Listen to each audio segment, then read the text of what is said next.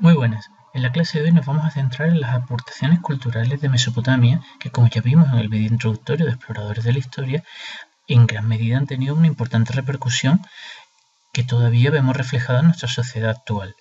Muy bien. Evidentemente, la primera y fundamental aportación de la cultura mesopotámica fue la invención de la escritura por parte de los sumerios en el cuarto milenio antes de Cristo. ¿Por qué desarrollan la escritura? Muy sencillo. Cada vez estos sumerios, gracias a la agricultura, tienen una mayor cantidad de excedente. Muy bien, llega un momento en que el excedente es tan grande que tienen que contabilizar cuántos sacos de trigo tienen, cuántas ovejas tienen que empezar a contar lo que tienen para que no se les olvide de la memoria.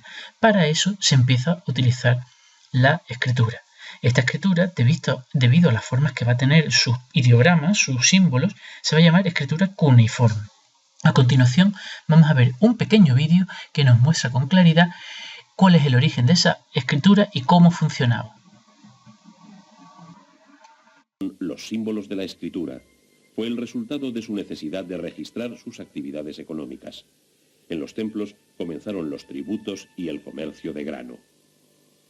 Los pictogramas sumerios de aproximadamente el año 3100 a.C. son los caracteres más antiguos que se conocen y fueron hallados en 1928 por un equipo de investigación alemán. ¿Cómo empezaron a crear la escritura los sumerios? La primera etapa de esta creación comenzó con números y dibujos marcados en la superficie de una tablilla de barro. 1 se escribía con una cuña. 10 se escribía con un pequeño círculo. 60 se escribía con una cuña grande. 600 se hacía con una cuña larga y un 10 en el medio. Y 3600 se escribía con un círculo grande. Estos eran pictogramas. Los sumerios empleaban un sistema numérico que se basaba en sistemas de 10 y 60. Los caracteres cuneiformes comenzaron con estos rudimentarios pictogramas que expresaban símbolos y evolucionaron hacia marcas cuneiformes más elaboradas. Este símbolo representa una vaca. Durante 3000 años, la escritura cuneiforme modificó sus caracteres, pronunciaciones, dependiendo de los pueblos que los escribiesen. Este símbolo significa cerveza, el favorito de los sumerios. Las muescas representan la espuma de la cerveza.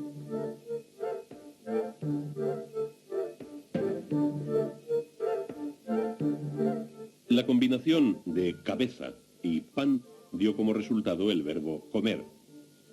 Los símbolos se hacían inclinados 90 grados para facilitar su escritura. El proceso concluyó alrededor del año 2500 a.C. Los caracteres cuneiformes se escriben en una tablilla de barro fresco con una pluma de junco. Esta es la reproducción de una carta del siglo XVIII a.C. Ven a Babilonia cuando leas esta carta.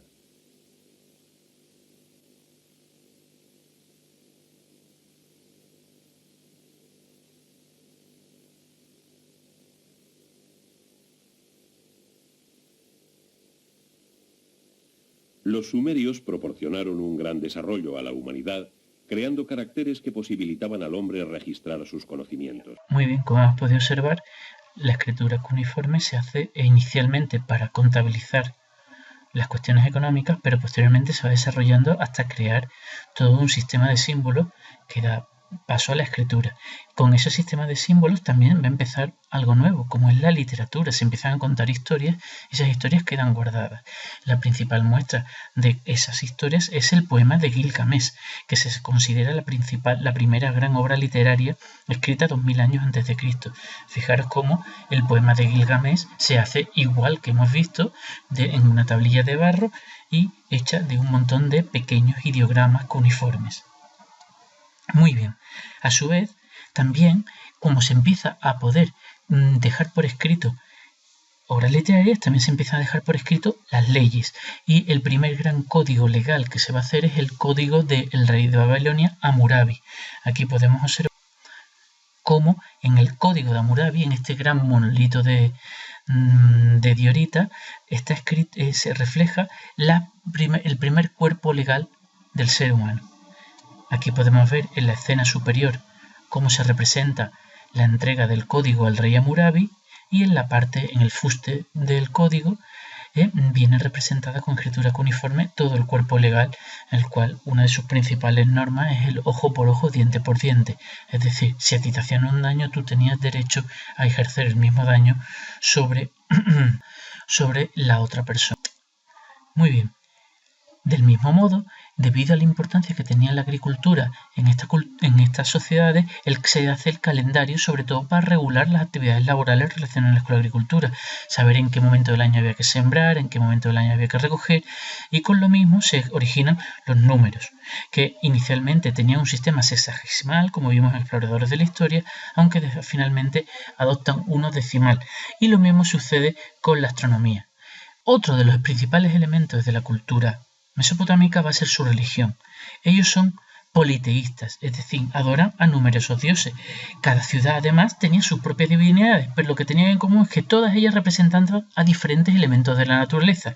Así podemos observar al dios Marduk, que era el dios de la creación, el más poderoso de todos, la diosa del amor y de la guerra, Istar, o el Lil, el dios del viento. Aquí podemos ver a la diosa Istar, o aquí al dios Marduk, el dios de la creación. En general, cada dios representaba un elemento de la naturaleza que ellos no sabían explicar, y como no sabían explicar, le daban entidad divina. El culto de cada dios se hacía en su propio templo, lo hacían sus propios sacerdotes, y se le ofrecían sacrificios para que el dios fuese bueno con la población, y así les ayudase con buenas cosechas, con salud, etc. Pensaban que haciendo sacrificios de animales, de frutos, los dioses los tendrían en cuenta.